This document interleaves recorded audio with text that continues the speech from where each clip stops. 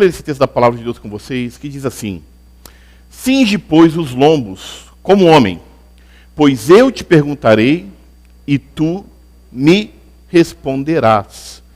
A gente, semana passada, teve uma palavra destinada a mulheres e hoje é uma palavra destinada aos homens.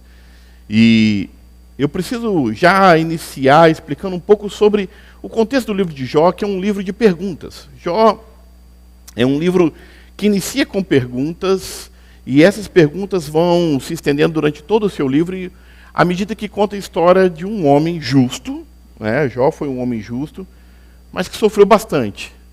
Muitas dores, enfermidades, perdas.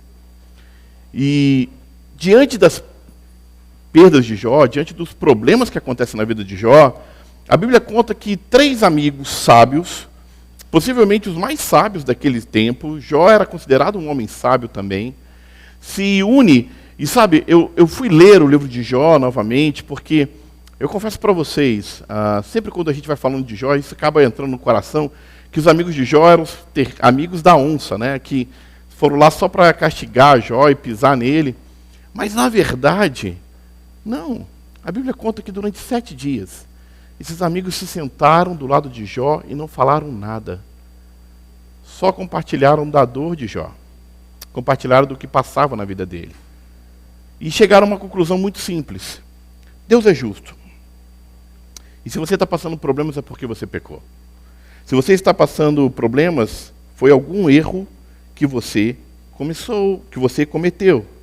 E daí em diante, Jó começa a se defender. É uma série, como eu disse, de interlocuções e de perguntas. E Jó se defende porque ele sabe que no seu íntimo, ele não pecou, ele não cometeu nada mal. O livro de Jó, a história do livro de Jó é para mostrar que realmente essa ideia da teologia da prosperidade, da retribuição, tem um equívoco grandioso. Jó era um homem justo que passou situações terríveis. E que Deus não nos olha como nós olhamos uns aos outros, não age com a mesma medida do homem. O fato é que quando Jó começa a se defender, ele faz uma série de perguntas a Deus, e chega ao ponto de, no meio das suas divagações, do seu muito sofrimento, lembre-se, meus irmãos, Jó perde seus 10 filhos, Jó perde toda a sua riqueza, Jó perde sua saúde, e chega um momento que ele está sentado com um caco de telha raspando as feridas do seu corpo, e essas pessoas dizendo, você está assim porque você cometeu um erro. E Jó, então, na sua defesa e nas suas perguntas, ele pergunta, será que Deus sabe o que está fazendo? Será que Deus realmente tem controle de todas as coisas? Será que Deus é justo? E é justamente no momento em que Jó faz todas as suas perguntas, divagações e defesa de si mesmo, que ele chega ao ponto de virar para Deus e falar assim, olha, eu estou assinando aqui uma petição para que o Senhor me explique o que está acontecendo. E a Bíblia diz então que no meio de um redemoinho, Deus aparece a Jó e fala esse versículo que acabamos de ler. Né? Jó, cinge os seus lombos. Só para explicar o contexto bíblico, o antigo Israel, os homens usavam túnicas. E a túnica ela ia até os seus pés. Então, no momento de trabalhar, no momento de guerrear, não havia como correr com aquelas túnicas até os pés. Cingir os lombos era pegar essas túnicas e amarrar na cintura, né, para poder ficar com a possibilidade de correr e trabalhar mais livremente. Essa expressão cinge os lombos é como coloca-se de pé e prepara-te. Prepara-te para trabalhar, prepara-te para guerrear. E o que Deus está falando com Jó é, coloca-se de pé que agora eu vou falar contigo como homem. Agora a conversa vai ser como homem. E dali em diante, do capítulo 38 até o capítulo 41, Deus faz 71 perguntas para Jó. Aonde estava você, Jó? Quando eu coloquei em ordem todas as coisas, aonde estava você, Jó?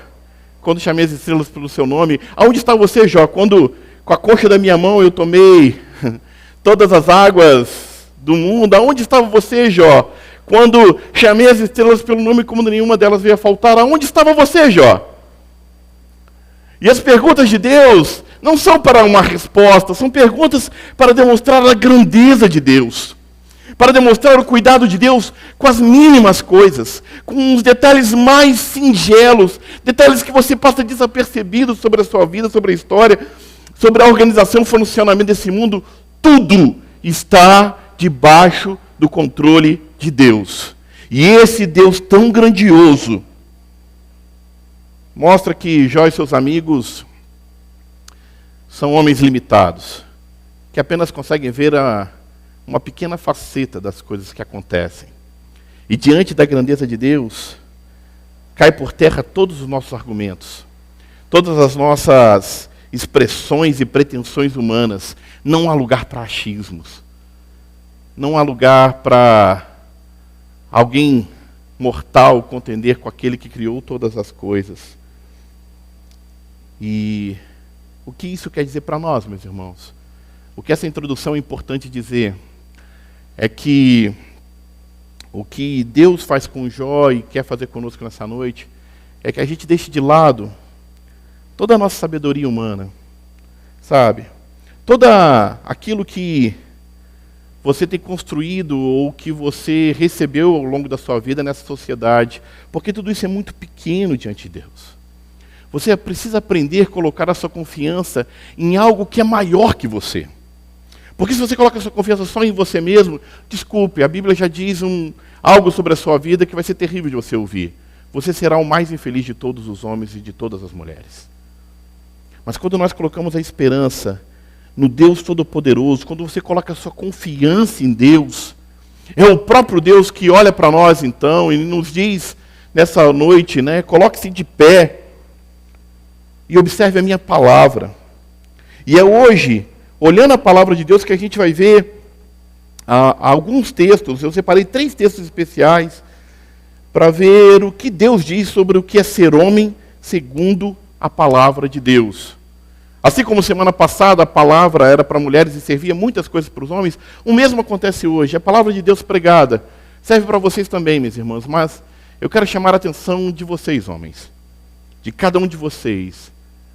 E assim como Deus fez com Jó, eu digo a vocês, cinge o seu lombo, se prepara, coloque-se de pé, porque nós precisamos conversar como homens. E o primeiro texto da palavra de Deus, que eu quero compartilhar e tentar entender o que é ser homem, segundo a palavra de Deus, é o texto de Êxodo 18, versos 21, que diz assim: procura dentre o povo homens capazes, tementes a Deus, homens de verdade, que aborreçam a avareza. O contexto dessa passagem é o seguinte: o povo de Israel, antes de falar do contexto dessa passagem, eu preciso dar um passo atrás e falar sobre a crise dos nossos dias.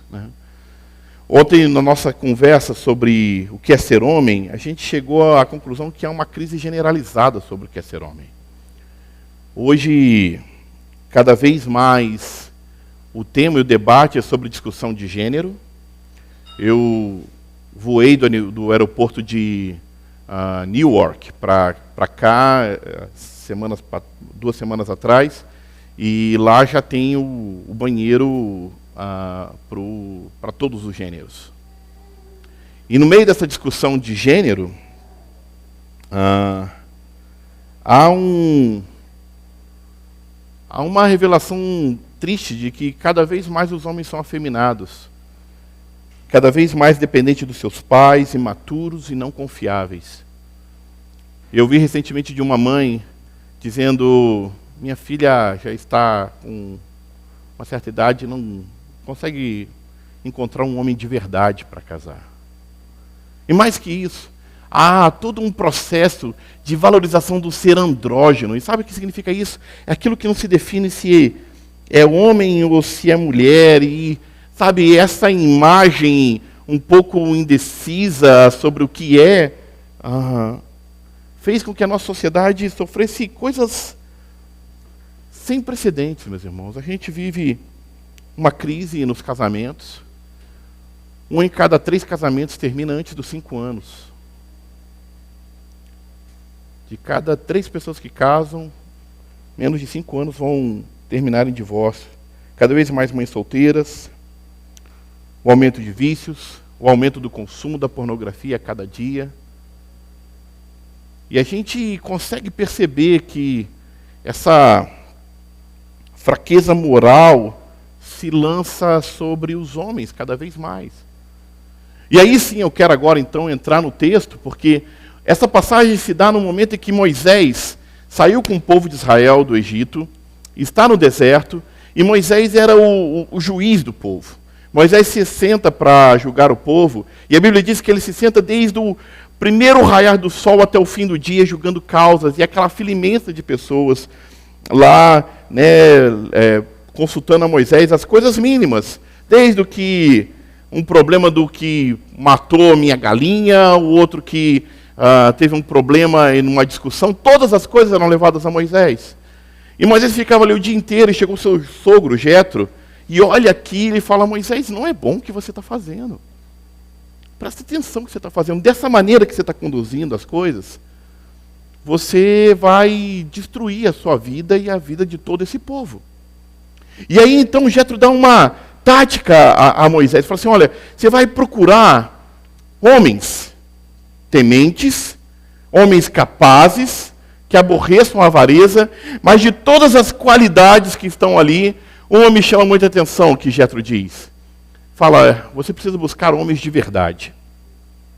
Homens de verdade. E esses homens de verdade seriam os homens que Deus levantaria para liderar aquele povo. Esses homens de verdade ajudariam Moisés a levar a carga. Esses homens de verdade seriam os responsáveis de fazer com que aquele povo chegasse em segurança à terra prometida. E se escuto essa palavra, homens de verdade, eu fiquei curioso e fui tentar entender de onde vem. E a palavra hebraica emet significa verdade, fidelidade, veracidade, aquilo que se contrapõe diretamente à mentira. Porque se a gente fala que existem homens de verdade, o contrário é verdadeiro. Existe muito homem de mentirinha aí. E quando então Deus fala: olha, você precisa de homens de verdade, eu fui buscar ainda essa mesma palavra em outros contextos, em outras circunstâncias onde ela aparece. Eu não sei se eu coloquei o texto aqui. Se eu coloquei, eu vou ler. Não coloquei. Então eu vou ler aqui. Que o outro lugar onde essa mesma palavra, igualzinha, a mesma empregação dessa palavra, homens de verdade, aparece quando Davi, no Salmo 15, pergunta: Senhor, quem habitará no seu santuário? Quem poderá se apresentar no teu santo monte? Entre outras palavras, a pergunta de Davi no Salmo 15 é: Senhor, quem é capaz de se colocar na tua presença?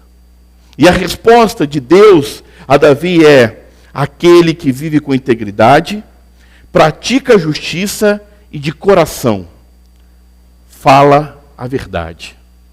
Homens de verdade são esses homens que a Bíblia está dizendo que são confiáveis. Aqueles que não têm uma palavra intermediária. Aquilo que vão ser exortados na palavra de Deus sobre dizer o sim, sim, e o não, não. Não tem essa coisa de conversa atravessada. Não tem essa coisa de se colocar, sabe? Vamos ver como que a vida me leva e deixa a vida leva eu. E não é isso. São pessoas que, como o meu irmão Júnior falou no início da palavra, como Jesus tem um firme propósito e segue esse firme propósito. Não precisa de contratos, não precisa de cheques assinados, não precisa de promissórias, não precisa de nada, não precisa de ninguém observar se está fazendo. Uma vez que decidiu, vai até o fim. Porque Ele é confiável. E eu vou dizer algo para vocês, meus irmãos. Para essa igreja, para a Casa Brasil, para que as suas famílias possam seguir adiante, nós necessitamos de homens de verdade. Necessitamos homens de verdade. Porque o apóstolo Paulo, lá em 1 Coríntios 13, quando fala sobre o amor, e é aquele capítulo todo que fala, né, se eu falasse a língua dos homens e dos anjos, se não tivesse amor, de nada eu seria. E o apóstolo Paulo fala da excelência do amor. Mas no versículo 11, ele fala assim: olha, quando eu era menino, falava como menino, pensava como menino, raciocinava como menino, mas quando me tornei homem, deixei para trás as coisas de menino. Entre outras coisas, só quem é capaz de amar é um homem de verdade. Porque meninos brincam, meninos trocam de relacionamento porque para eles o mais importante é satisfazer o seu eu. Meninos não estão interessados no sentimento do outro, porque para eles o mundo gira ao redor do seu umbigo. Meninos são aqueles que você não pode confiar nada em suas mãos, porque você sabe que são meninos. E qualquer outra coisa distrai e ele vai brincar e deixa as responsabilidades de lado. Quantos aqui que são pais de crianças em idade escolar, pequenininhos, que a tarefa é simples, é desenhar. E se você sai, já deixou de desenhar, já começou a brincar e se distrai. Isso é normal na fase infantil. O triste é ver homens atuando como meninos. Essa síndrome do Peter Pan de querer, ainda depois de velho, ser aquele que quer brincar de voar. E quando o apóstolo Paulo fala sobre isso, ele diz que é uma decisão. Quando me tornei homem, deixei para trás as coisas de menino. Não foi que me foi tirado as coisas de menino. Eu deixei para trás, é uma decisão. É uma decisão ser homem. É uma decisão crescer. É uma decisão ser responsável. É uma decisão seguir à frente a sua palavra. Por isso, Davi, quando está construindo, quando está no projeto do templo, na verdade ele não constrói, mas a Bíblia diz que todos os recursos foram dados a Davi. Davi chama o povo e fala: Deus me deu uma incumbência, construir um templo, só que eu não vou poder fazer. Deus olha para Davi e fala: Davi, há muito sangue nas suas mãos.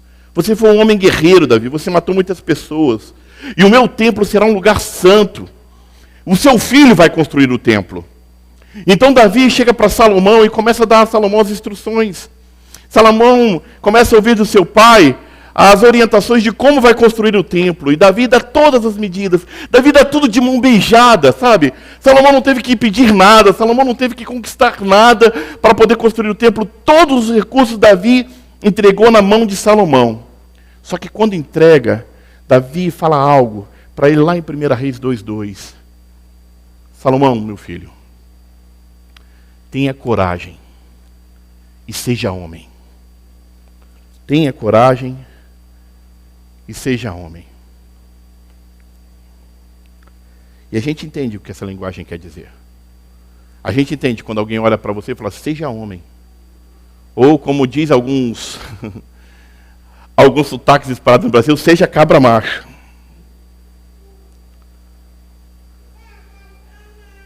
E se a primeira característica bíblica é ser um homem de verdade, a segunda característica bíblica está lá em Gênesis 2:15. Na formação do homem, Deus olha e fala assim: tomou, pois, o Senhor, Deus, ao homem, e o colocou no jardim do Éden para cultivar e o guardar. E é sobre essas duas coisas, o lavrar e cuidar, sobre o cultivar e cuidar, a segunda característica que eu quero ressaltar nessa noite. O lavrar, o cultivar, tem a ver com o trabalho. E eu quero afirmar algo. Nenhum homem de verdade, como acabamos de ouvir, deveria negligenciar no sustento da sua casa. Eu quero que vocês entendam algo. Não estou falando de machismo. Não estou falando que as mulheres não podem ter a sua vida profissional. Não estou falando que elas não podem seguir os seus sonhos, os seus projetos. O que eu estou dizendo é que num casamento, esse papel continua sendo de vocês, homens. Continua sendo nosso. O sustentar a casa deve ser uma incumbência tua. E eu quero que vocês, possam entender isso, porque o trabalhar e o assumir, o sustentar, tira de nós essa coisa que está acontecendo. Eu estou vendo algumas histórias. A minha irmã é cerimonialista. E ela trabalha fazendo muitos casamentos, e às vezes ela conta algumas histórias de casamentos. E uma das que mais me chocou agora, recentemente, foi de um pai que deu absolutamente tudo. O apartamento, a casa, pagou a festa, deu o carro, tem condições, deu tudo. Não lutou por nada aquele homem, que agora estava assumindo a sua esposa. Sabe o que aconteceu? Não durou. Não estou dizendo que isso é uma lógica, mas é quase uma certeza. Homens que nunca foram responsáveis não serão. Aí para vocês, mulheres, jovens, temos 2 moças que ainda não casaram e outras que já são casadas. Eu vou dizer para vocês que ainda não casaram. Se não, e me dói porque uma delas minha filha, eu não queria falar disso, mas se o cabra não trabalha, estou fechando os olhos, se o cabra não trabalha, se porta como um menino, não vai mudar com o compromisso de casamento. Só que aí há um outro problema. A gente está falando com imigrantes, que trabalhar é a nossa vida. Que trabalhar não é o nosso problema aqui. Todos aqui trabalham pra caramba. Hoje de manhã, nosso irmão Carlos mandou lá no grupo da igreja. E se você ainda não participa do grupo da igreja, fala comigo, nós vamos te incluir no grupo da igreja, porque ali a gente avisa e dá as notícias. E eu procuro sempre deixar algumas 2 ou 3 semanas, mas eu já estou feliz demais com você, Renildo, demais com você, Aline. E a hora que vocês quiserem, a gente quer incluir vocês nesse grupo aí, para vocês estar ali também participando da notícia. Acho que todos os demais estão. Eu creio que sim. E o Carlos hoje de manhã me posta a foto dele lá, lavando lá o quintal, piscina. Homem trabalhador. A Liana pode estufar o peito aí, que esse cabra macho trabalhador. Esse não é o nosso problema. Só que o verso anterior que nós lemos fala uma outra coisa. E isso aqui é uma chamada para as nossas vidas. Os que aborreçam a avareza.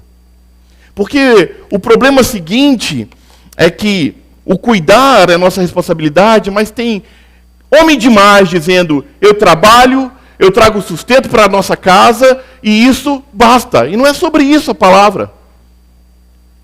Porque a avareza de querer ganhar mais e mais e mais tem distanciado alguns do cuidado da sua família. Tem distanciado uns do convívio com seus filhos. Tem distanciado muitos da casa de Deus. E eu sei, quando alguém me diz, olha, pastor, eu preciso trabalhar, eu não tenho dúvida. Mas o texto de Malaquias que nós lemos diz, fazei prova de mim. E eu sei que o nosso Deus é um Deus poderoso para prover o nosso sustento em 6 dias. Para que você tenha um de descanso, para adorar a Deus, para desfrutar o dia com a sua família, para você cuidar de você mesmo. Amém por isso? Esse é o Deus que servimos. E por isso, não tem só o cultivar, tem o cuidar. E o cuidar, sabe, está sobre a responsabilidade de um homem de verdade. Ele tem que cuidar da casa. Se houve barulho, não tem que cutucar a mulher e falar assim, vai lá ver o que está acontecendo. Vergonhoso, né? Quando vem a barata e o cara é o primeiro a subir na cadeira. Não é legal, não.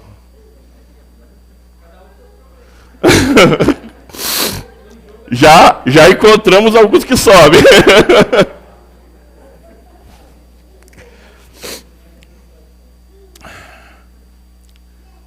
Cuidar da sua casa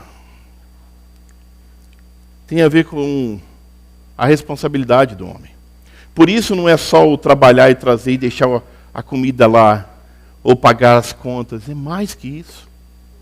E chega um momento da palavra de Deus que Neemias, ele precisa exortar o povo. Havia tantas notícias ruins e o povo tinha caído o seu ânimo. Já não tinham forças.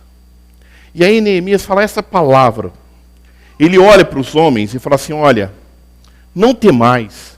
Olha, seja corajoso. Lembrai-vos do Senhor, grande e temível, e pelejai e lutai pelos vossos irmãos, pelos vossos filhos, pelas vossas filhas, vossa mulher e vossa casa. E, entre outras coisas, o que Neemias diz ali para aqueles homens, ele fala assim, olha, você precisa lutar. Porque eu digo para vocês, não dá para continuar, sabe, em qualquer problema, em qualquer circunstância, eu desisto, eu não vou mais, eu pulo fora. Está sendo gravado, mas eu espero que ele não veja. Eu não vou contar quem foi. E foi há muitos anos atrás, então não foi aqui. Mas um homem de quase 2 metros de altura, um dia bateu na porta da minha casa, eu abri, ele falou assim, eu estou indo embora de casa com as malas. Eu, o que foi? 2 metros de altura. Ela me chutou a canela. E eu olhei para ele e falei assim, não acredito, a mulher dele desse tamanho, ele daquele tamanho.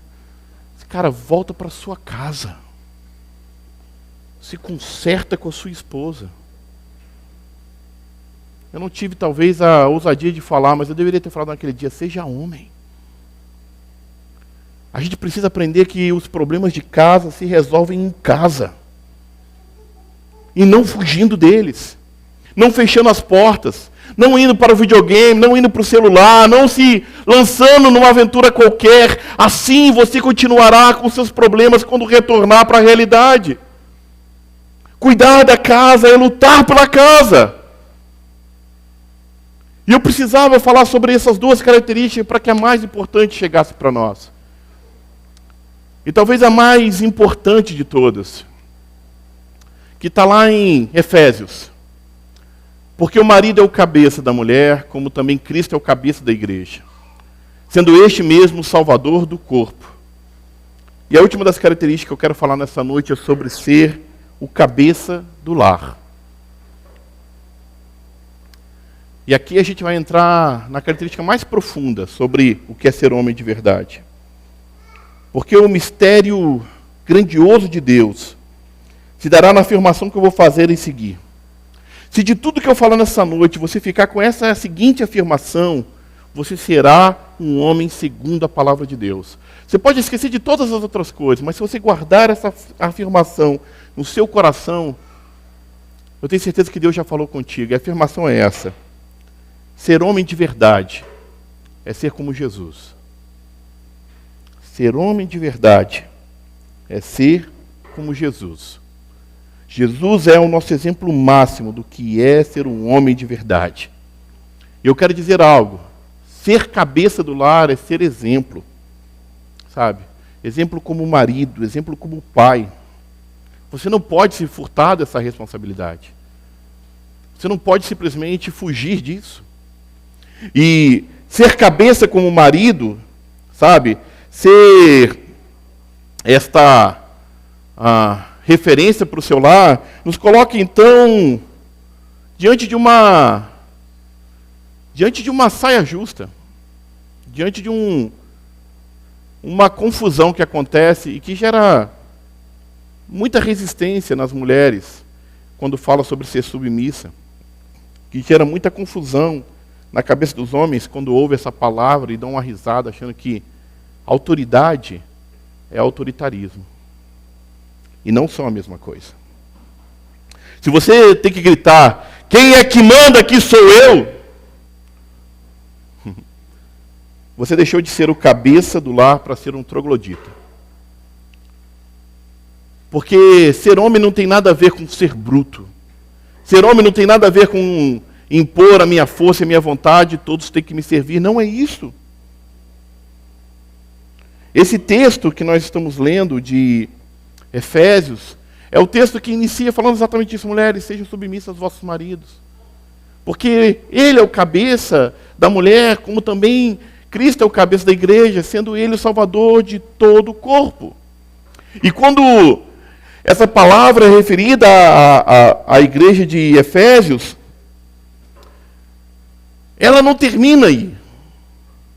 Ela explica o que é estar debaixo de uma mesma missão. Ela explica por que é importante essa família ter uma liderança. E ela fala então a que tipo de homem de verdade o Senhor está confiando nessa palavra. Confiando ser o cabeça do seu lar. E a sequência do texto é essa. Maridos, amai vossa esposa, vossa mulher, como também Cristo amou a igreja e a si mesmo se entregou por ela. Ser homem de verdade é se sacrificar pela sua casa. Se tiver que alguém se sacrificar, vai ser você.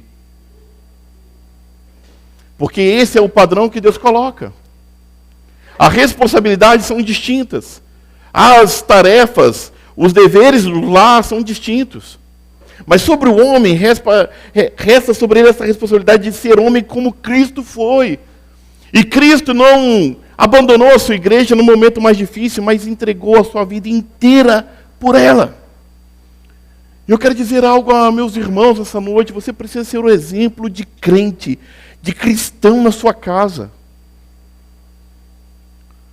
A sua mulher se colocará nessa posição de submissão com muito mais alegria se você for um servo real, verdadeiro de Jesus.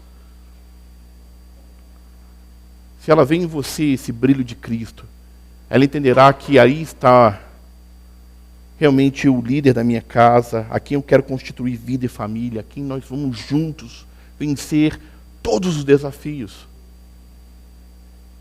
E eu falo isso, meus irmãos, porque o mundo está cheio de bananas se querendo, se perfazer, querendo se impor. Mas o exemplo de Jesus, o nosso maior exemplo, que é Jesus, nos mostra que ele conquistou a sua autoridade na base do amor. E foi justamente por, amar tanto, é que Jesus falou coisas duras, é que Jesus repreendeu, é que Jesus em alguns momentos teve que chamar a atenção. Foi naquele dia lá com os mercadores virando mesa, ou olhando para Pedro e diz: arreda-te de mim, Satanás. Ou ainda dizendo ao próprio Pedro: você ainda vai me negar, Pedro. E algumas palavras duras que Jesus falou aos fariseus e a todos os outros, não foi porque Jesus era bruto, um ignorante, sem razão, insensível com os sentimentos dos demais, não. É porque ele amou até o fim, e quando ele falava, era fruto de uma fala de amor. E há uma diferença incrível. Há uma diferença perceptível quando alguém nos chama a atenção simplesmente querendo nos colocar abaixo, nos denegrir, nos pisar. E daquele que nos fala com amor, querendo nos resgatar. Homens que levantam sua voz para xingar, menosprezar, humilhar a sua esposa. Está sendo o diabo na sua casa e não o Cristo.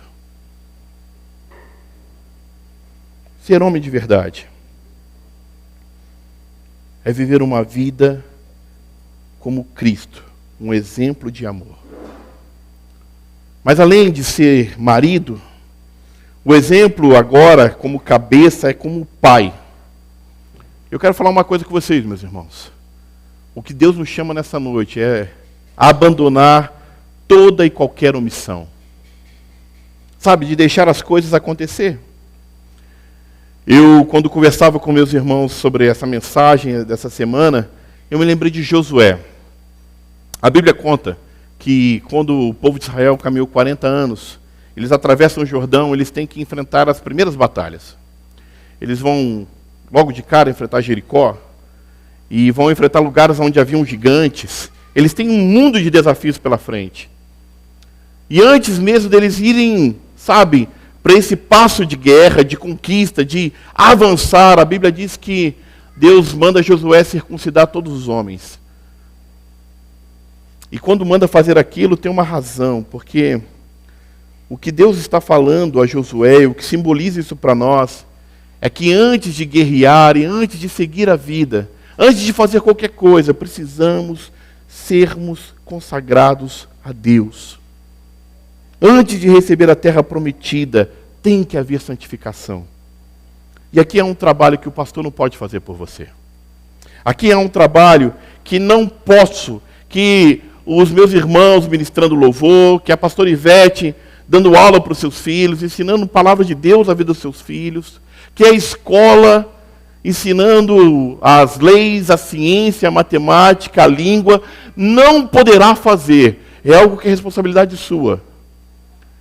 Dos pais, mas eu estou aqui novamente falando aos homens, é responsabilidade sua, que é a santificação do seu lar, de consagrar a sua família a Deus. E isso se faz pelo exemplo, não por palavras soltas. E quando digo que faz por exemplo, é porque vivemos dias de muitos órfãos espirituais, que não tem essa influência do pai, que não tem essa influência sobre o caminho que deve seguir.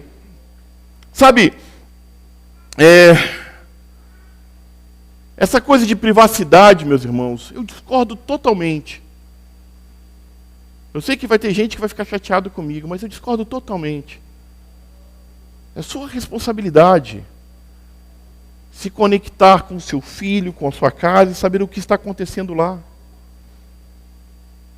Porque tem muita gente que não tem ideia do que está acontecendo debaixo do seu nariz.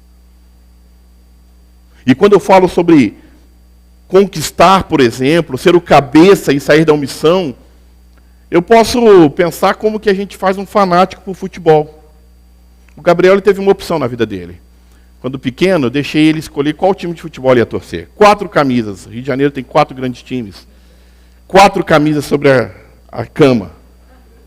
E aí tinha lá as 4 camisas, o Gabriel escolheu a camisa do Botafogo branca e preta. Botafoguense, assim, raiz.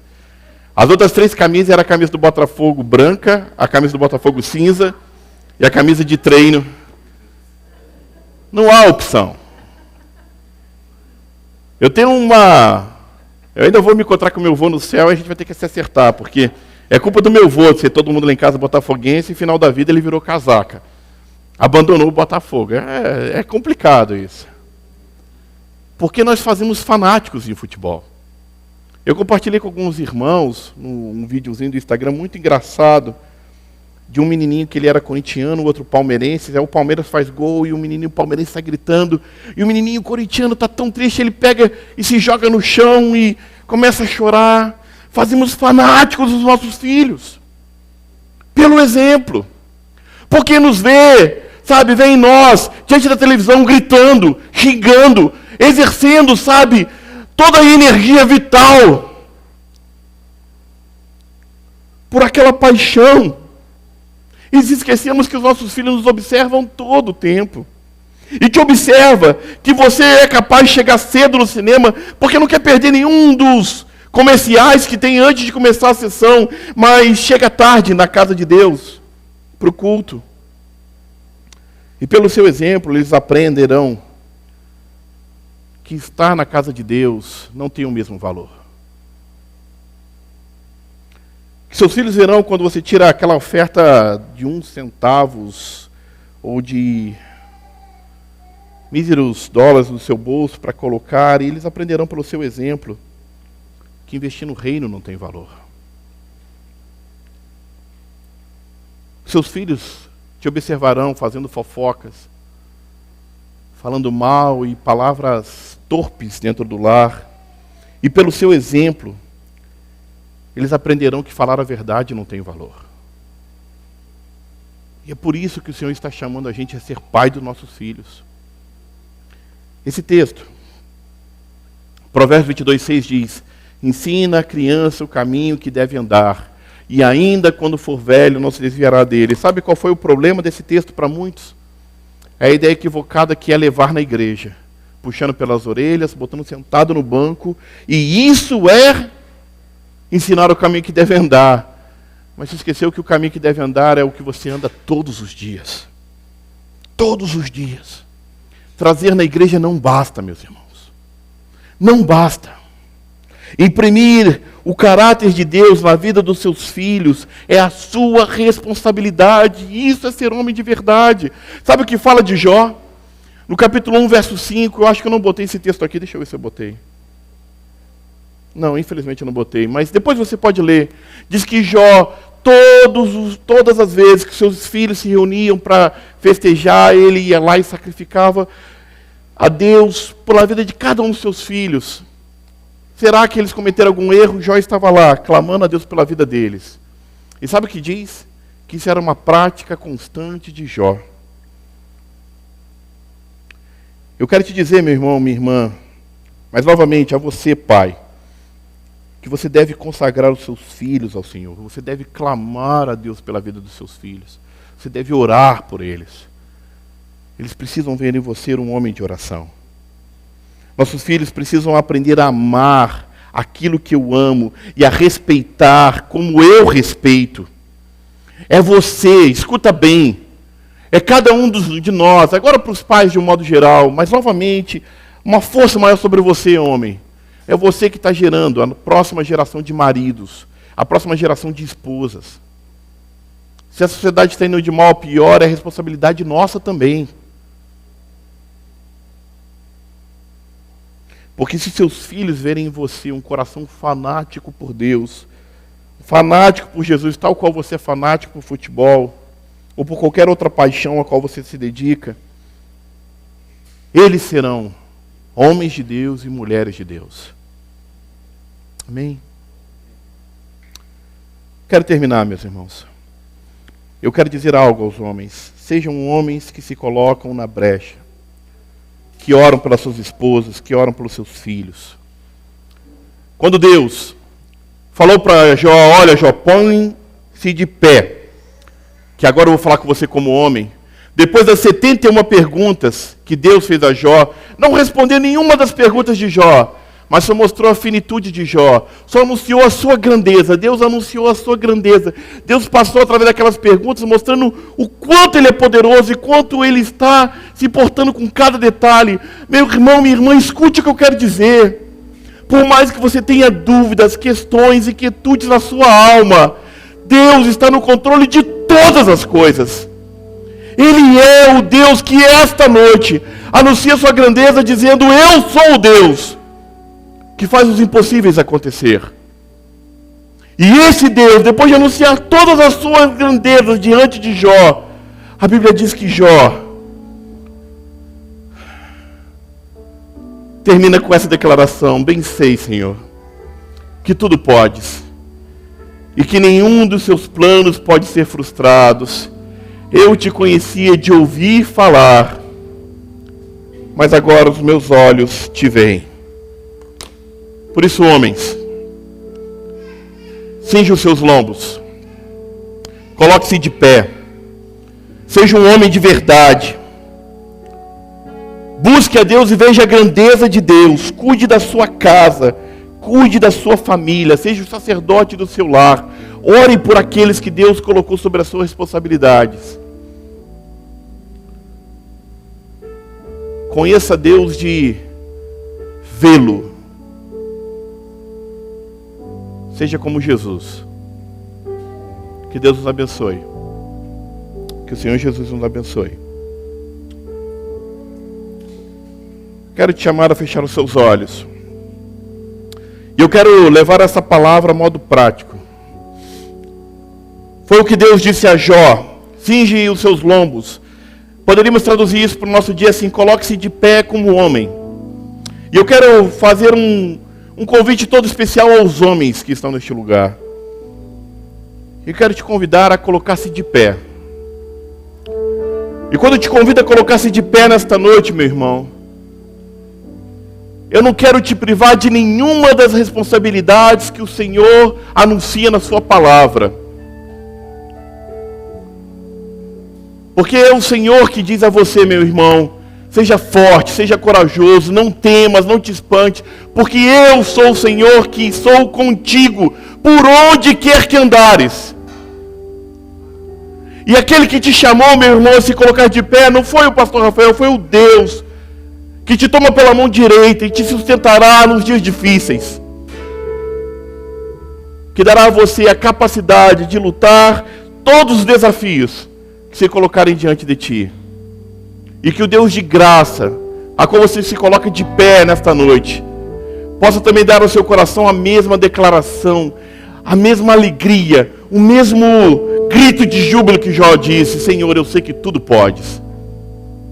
Que nenhum dos seus planos pode ser frustrado. E hoje eu te conheço de modo mais profundo, meu Deus. Porque os meus olhos te veem. Senhor, eis aqui o teu povo, ó Deus. Eis aqui os homens desta igreja, ó Deus. Ó Deus, eu peço a Ti, ó Deus, derrama da Tua graça sobre a vida deles, ó Pai. Que sejam como Jesus, ó Deus. Que tenham a coragem, ó Deus, de enfrentar os desafios que a vida se coloca, ó Deus. Que não desistam, ó Deus, do seu lar, que não desistam dos seus filhos, que não desistam, ó Deus, de serem servos, ó Deus. Que não lancem em suas mãos, ó Deus, a corrupção.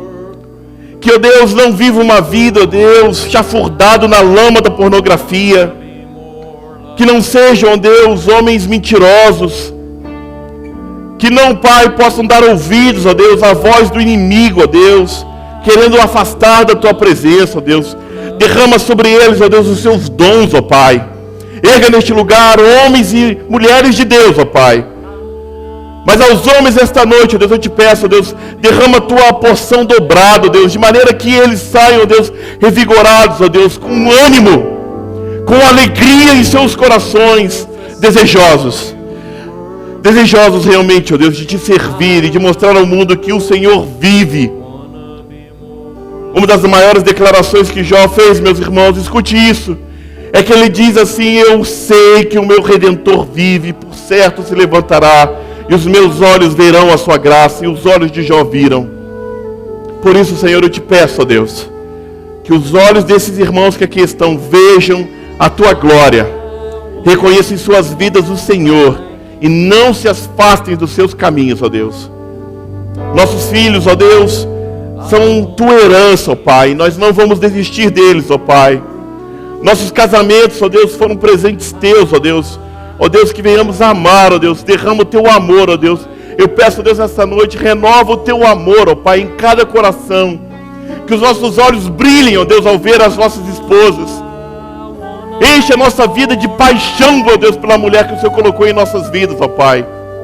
Que venhamos realmente amá-las, que venhamos realmente, ó Deus, desejá-las, ó Pai. Que venhamos, ó Deus, fazer, ó Deus, com que o nosso coração, ó Deus, bata, ó Deus, esse ritmo poderoso de alguém que ama de verdade, ó Deus, em nome de Jesus, ó Deus. Derrama da tua graça sobre nós, ó Deus. Nos faz homens como Jesus. É o que eu te peço nesta noite, ó Deus, em nome de Jesus, o Senhor poderoso. Em Cristo Jesus oramos e agradecemos. Louvemos ao Senhor.